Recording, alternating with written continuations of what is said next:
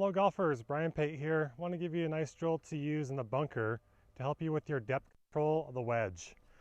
So if I was going to say this rake here is the top level of the surface, we don't want a club to travel too high, which would miss the sand and hit the middle of the golf ball, which would land in the front of this lip. I don't want a golf club that comes in too low. That's going to have to remove too much sand, which takes more speed, and your control becomes less. So how I set this drill up here is I took the back of the rake and made a smooth surface by pulling the sand away. After that was done, I went ahead and made some sandcastles. The first two sandcastles are an inch tall with a golf ball in the second castle. The next set of castles is about half an inch tall with a golf ball on the second castle. Then the third golf ball here, that just has a little bit of sand underneath it to make it a nice preferred lie. And the fourth golf ball right there, that's just sitting on the sand surface. So remember, in the bunker game is we want to have our club face more up to the sky. So we're going to take our club and spin it open and then place our hands on that grip. We're going to have the alignment rod in the middle of our heels, and that sandcastle is going to be just a little bit on the target side of that alignment rod. So from there, the goal is, can I remove that top inch sandcastle without disturbing the smooth surface underneath it? So let's give it a try. So as I made a nice little splash, now I have some feedback. I could say my club traveled just a little bit too low on that because it disturbed a little bit of the smoother surface underneath. So as I come into the one with the golf ball, my feeling's gonna feel like I'm gonna be just a little bit taller with the body as opposed to staying too low throughout the shot. See if I can raise that up a little bit. So there's a good one right there. So we could take a look at the depth. It didn't disturb much, that smooth sand underneath it. Had a nice sound, and it didn't take a lot of energy to get this golf ball out. So the next one here, on our little sand castle, it's about a half an inch tall.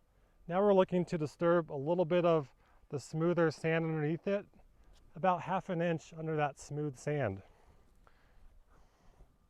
So things that can help us out, if we're missing and hitting the top of the sandcastle, our club might be coming in too far inside or coming from too far inside. Also, if I was missing the sandcastle or almost touching behind it, we just want to be careful that we're not trying to help the golf ball out. We want to be able to land the club and finish on our lead side there. If we're hitting too much sand, are we too steep in the backswing, or is the club coming in too vertical, and that's going to want to crash into the ground? So again, here's the smaller sandcastle. So we could take a look at that one, and that depth control was pretty good. I'd say it's just about half an inch underneath the smoother sand.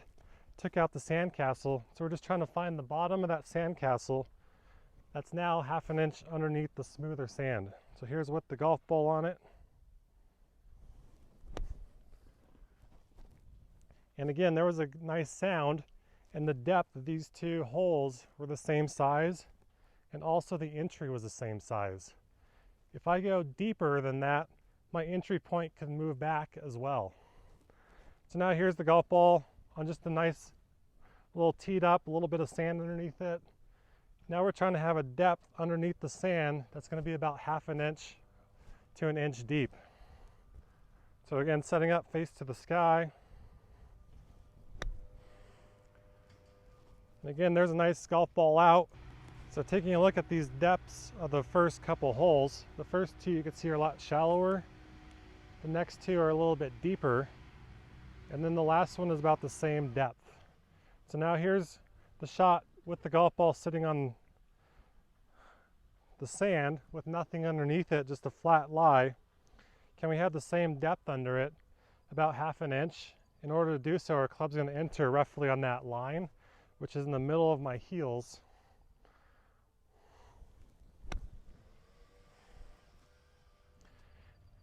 And as we're looking back at the entry point on the line I drew, the club just entered onto that line. The depth was about an inch, half an inch underneath the golf ball, and that ball came out nice and easy. So give this a try to get better at the sand game.